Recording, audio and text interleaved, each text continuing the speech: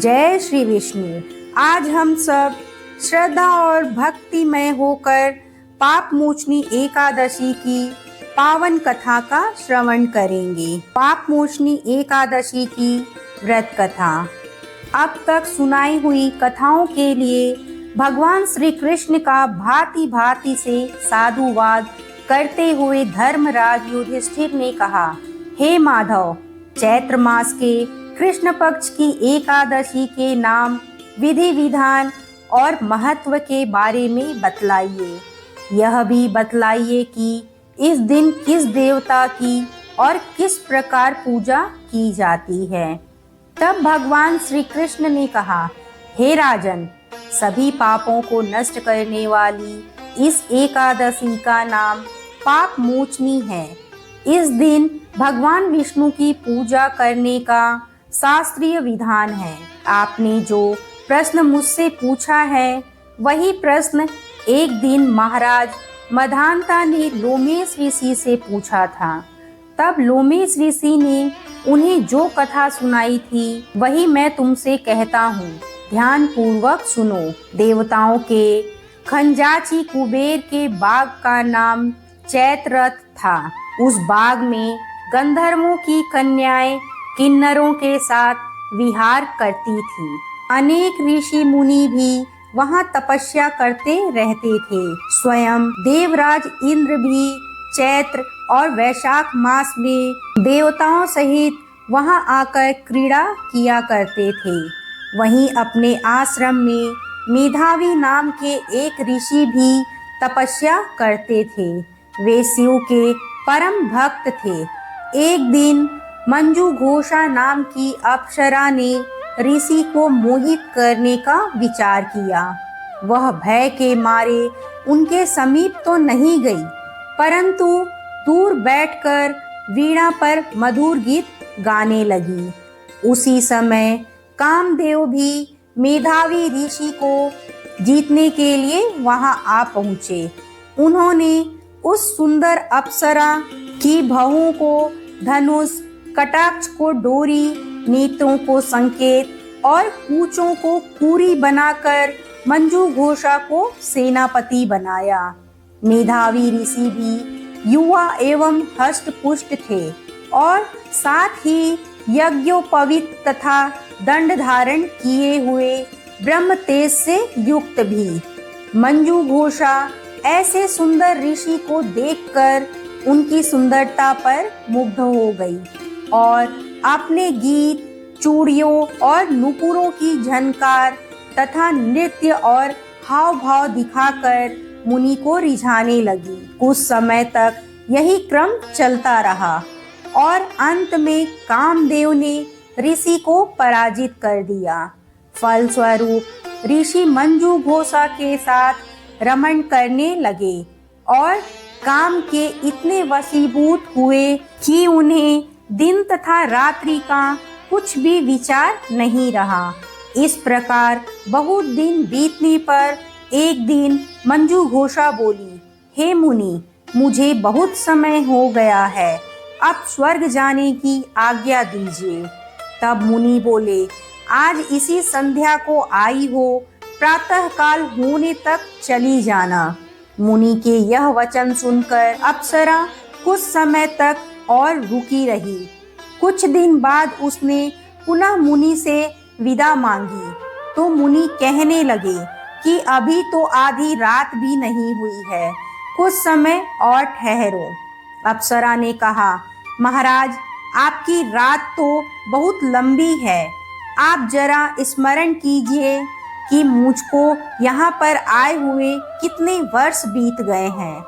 उस अप्सरा की यह बात सुनकर मुनि ने समय का विचार किया तो ज्ञात हुआ कि अप्सरा के साथ रमण करते हुए उनको 57 वर्ष 7 मास और 3 दिन बीत गए थे। यह ज्ञान होते ही वह अप्सरा उनको काल के समान प्रतीत होने लगी। मुनि अत्यंत क्रोधित हुए और उनकी आंखों से ज्वाला उत्पन्न होने लगी। वे बोले, मेरी कठिन परिश्रम से की गई तपस्या को तूने नष्ट कर दिया। तू महापापनी और दुराचारिणी है, तुझे धिक्कार है, तूने मेरे साथ घात किया है, इसलिए मैं तुझे श्राप देता हूँ कि तू पिशाचिनी हो जाए। मुनि के श्राप से मंजू घोषा उसी समय पिशाचिनी हो गई।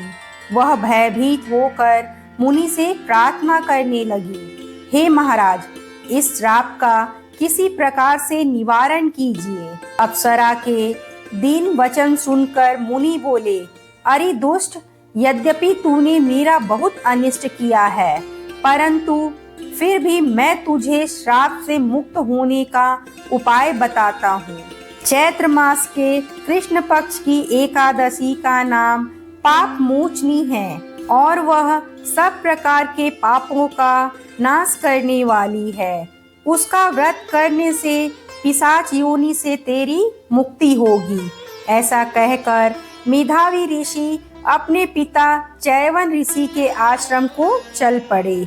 मेधावी को देखकर चैवन ऋषि कहने लगे, अरे पुत्र, तूने ऐसा क्या अनर्थ किया जिससे तेरा सारा पुण्य छीर्ण हो गया। तब मेधावी ने कहा, हे पिताजी, मैंने एक अप्सरा के साथ रमण करके घोर पाप किया है।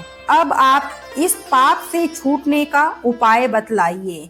तब चैवन ऋषि बोले, हे पुत्र, चैत्र मास के कृष्ण पक्ष की पाप मोचनी एकादशी का व्रत करने से सब पाप नष्ट हो जाते हैं, इसलिए तुम उस व्रत को करो। पिता की आज्ञा पाकर मेधावी ऋषि ने विधि पूर्वक इस व्रत को किया, जिससे उनके सब पाप नष्ट हो गए। उधर मंजू घोषा भी व्रत के प्रभाव से पिशाच योनि से मुक्ति पाकर दिव्य रूप धारण करके स्वर्ग लोक को चली गई। लोमेश ऋषि बोले, हे राजन, पाप मोचनी एकादशी के व्रत को करने से सब पाप नष्ट हो जाते हैं। इस कथा को सुनने तथा पढ़ने से 1000 गोदान का फल मिलता है और इस व्रत को करने से ब्रह्म हत्या, गर्भपात, सुरापान, गुरु पत्नी से प्रसंग आदि जैसे पाप भी नष्ट हो जाते हैं और अंत में स्वर्ग की प्राप्ति होती है। बोलो विष्णु भगवान की जय। विष्णु चालीसा का पाठ। विष्णु सुनिए विनय, सेवक की चितलाए, कीरत कुछ वर्णन करूं, दीजे ज्ञान बताए। नमो विष्णु भगवान खरारी, कष्ट नाशवान अखिल बिहारी। प्रबल जगत में शक्ति तुम्हारी, त्रिभुवन फैल रही उजियारी। सुंदर रूप मनोहर सूरत, सरल स्वभाव मोहिनी मूरत। तन पर पीतांबर अति सोहत, बैजंती माला मनमोहत।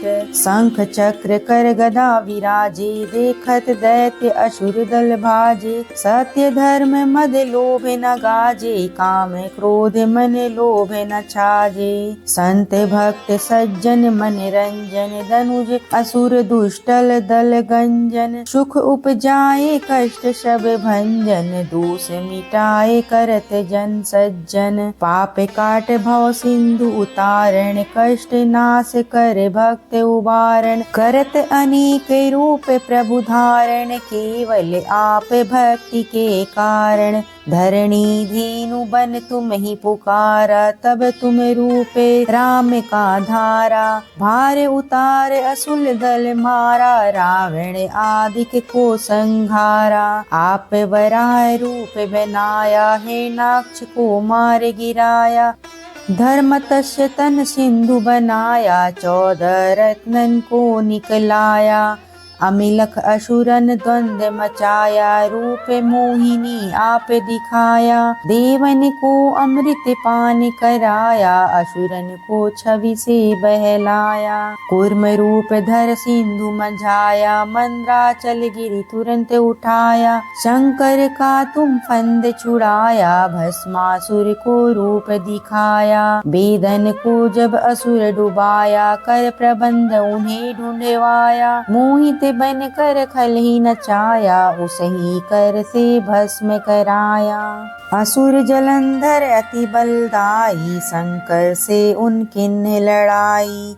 हारे पार शिव शकल बनाई, किन सती से छल खल जाई। सुमिरन किन तुम्हें शिव रानी, बतलाई सब विपत कहानी। तब तुम बने मुनीश्वर ज्ञानी, वृंदा की सब सुरति भुलानी। देखत तीन धनुज शैतानी, वृंदा आए तुम्हें लपटानी। हो स्पर्श धर्म क्षति मानी, हना असुर उर शिव शैतानी। तुमने ध्रुव प्रहलाद उबारे, हिरणाकुश आदि के खल मारे। गणिका और अजामिल तारे, बहुत भक्त भव सिंधु तारे। हरहु सकल संताप हमारे, करहु कृपा हरि सिरजनहारे। देखहु मैं निज दर्श तुम्हारे, दीन बंधु भक्तन हितकारे। चहत आपका सेवक दर्शन करूं, दया अपनी मधुसूदन। जानू नहीं योग्य जब पूजन, होए यज्ञ श्रुति अनुमोदन। शील दया संतोष सुलक्षण, विदित नहीं व्रत बोध विलक्षण। करहूँ आपका किस विधि पूजन, कुमति विलोक होत दुख भीषण। करहूँ प्रणाम कौन विधि सुमिरन, कौन भांति मैं करहूँ समर्पण। सुर मुनि करत सदा सेवकाई, हर्षित रहत परम गति पाई। दीन दुखिन पर सदा सहाई, निज जन जान लेव अपनाई। पाप दोष संताप नशाओ, भव बंधन से मुक्त कराओ। सुख संपत्ति दे सुख उपजाओ, निज चरणन का दास बनाओ। निगम सदा ये विनय सुनावे, पढ़े सुनि सोचन सुख पावे।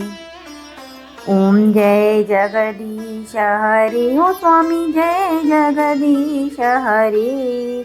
भक्ति जनों के संकट, दास जनों के संकट, क्षण में दूर करे। ओम जय जगदीश हरे।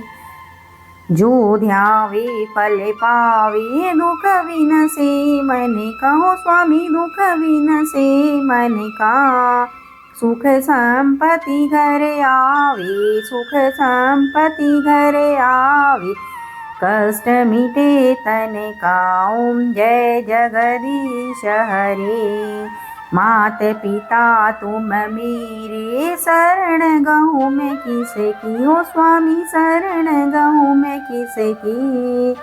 तुम बिने और न दूजा, स्वामी बिने और न दूजा। आस करूँ मैं किसे की। ओम जय जगदीश हरे। तुम पूर्ण परमात्मा, तुम अंतर्यामी, हो स्वामी तुम अंतर्यामी। पारे ब्रह्म परमेश्वर, पारे ब्रह्म परमेश्वर, तुम सबके स्वामी। ओम जय जगदीश हरे। तुम करुणा के सागर, तुम पालन करता, हो स्वामी तुम पालन करता। मैं मूरख खल कामी, मैं मूरख खल कामी, कृपा करो वरता।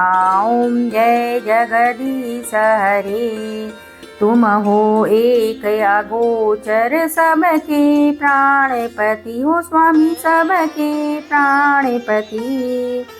किस विधि मिलूं दया में, किस विधि मिलूं दया में, तुमको मैं कुमति। ओम जय जगदीश हरे।